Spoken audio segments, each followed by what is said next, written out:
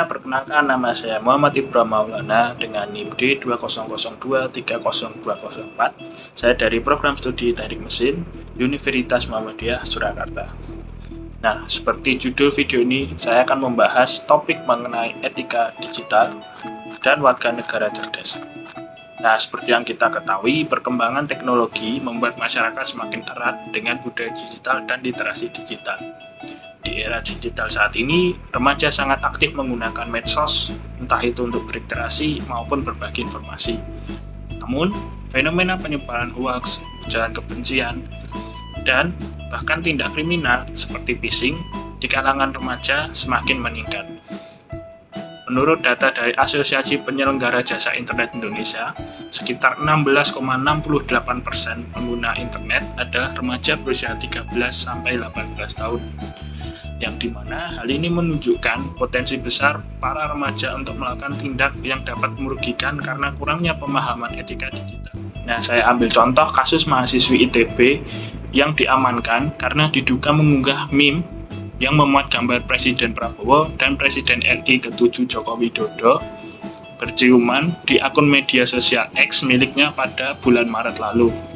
Maksud sebenarnya dari mahasiswi ITB tersebut adalah sebuah bentuk kritik karena Presiden Prabowo dianggap terlalu tunduk dan lunak pada Presiden RI ke-7 Joko Widodo, yang dimana dua orang yang dulunya berseberangan, berseteru di Pilpres, kini malah bersatu karena ada sesuatu yang sifatnya transaksional.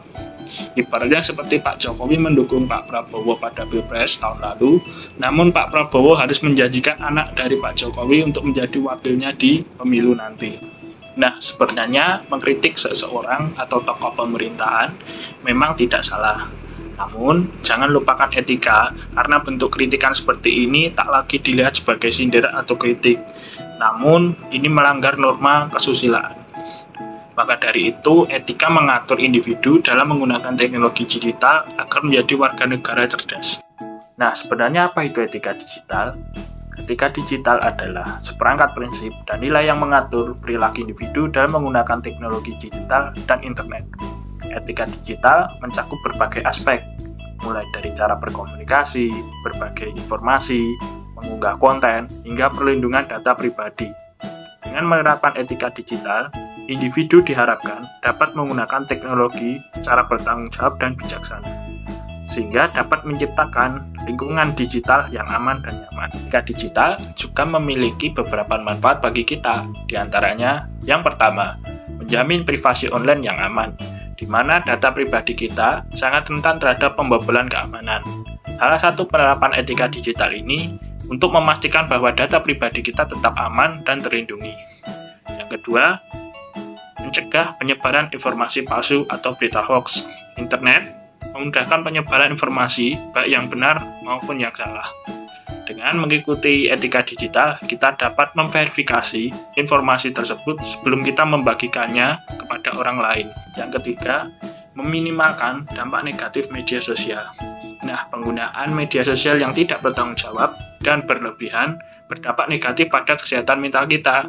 Nah, dengan etika digital ini, kita dapat mengatur penggunaan media sosial agar tidak mengganggu kehidupan sehari-hari kita dan menjaga kesehatan mental kita. Nah, dalam era digital yang semakin berkembang pesat, tentu penting bagi kita untuk memahami etika dalam berkomunikasi.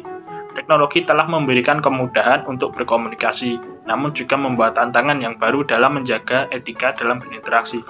Nah, berikut ini ada beberapa cara yang dapat kita lakukan dalam berkomunikasi di ruang digital secara bijak, santun, dan bertanggung jawab.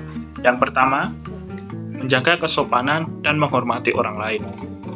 Dalam berkomunikasi digital, penting untuk tetap menjaga kesopanan dan menghormati orang lain, baik dalam bentuk teks, suara, maupun gambar. Hindari penggunaan bahasa yang kasar atau merendahkan orang lain. Yang kedua, berpikir sebelum mengirim pesan atau konten.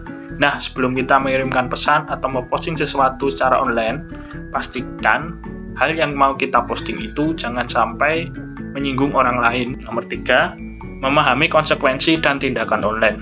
Nah, setiap tindakan yang dilakukan secara online itu pasti ada konsekuensinya, baik bagi kita sendiri maupun orang lain. Yang keempat, menghormati privasi orang lain. Hindari membagikan informasi orang lain tanpa seizin mereka. Nah, dengan mematuhi cara atau tips dalam beretika berkomunikasi di era digital, masing-masing individu dapat menjadi warga negara yang cerdas dengan menciptakan lingkungan online yang lebih positif. Nah, silakan sampaikan kritik, tetapi etika harus dikedepankan, karena teknologi apapun pengendaliannya ada pada manusia.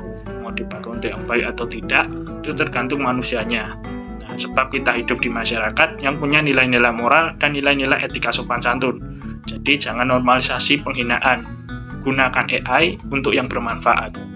Oke, sekian dulu dari saya. Maaf bila ada salah penyampaian materi. Sekian, terima kasih.